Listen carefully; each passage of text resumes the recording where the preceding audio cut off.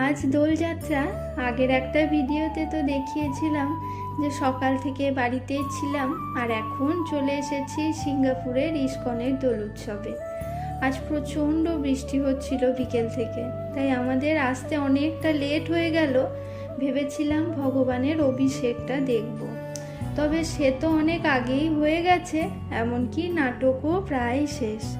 আমি জানি না পৃথিবীর সমস্ত ইস্কন মন্দিরগুলোতে কিভাবে দোল উৎসব পালন হয়, তবে সিঙ্গাপুরের ইস্কনে আবির দিয়ে দোল খেলা হয় না, এখানে হয় ফ্লাওয়ার হোলি। গত 2 বছর আগে প্রথম আমরা দেখেছিলাম ফ্লাওয়ার হোলি কেমন হয়। আর সত্যি বলতে এই আনন্দের স্বাদ যে একবার পাবে তার মন বারবার এখানে আসতে চাইবে।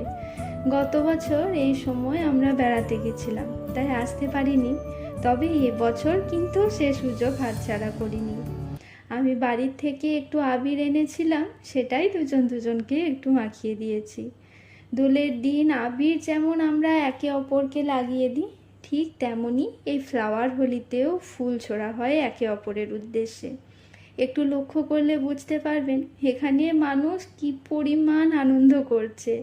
এমন একটাও মানুষ নেই যার মুখে হাসি দেখতে পাবেন না। হাজার মন খারাপ নিয়ে এলেও তা এক নিমেষে উধাও হতে বাধ্য। খুব আনন্দ করেছি, বেশ অনেকটাই রাতও হয়ে গেছে, তাই প্রসাদের লাইনে দাঁড়িয়ে পড়েছি।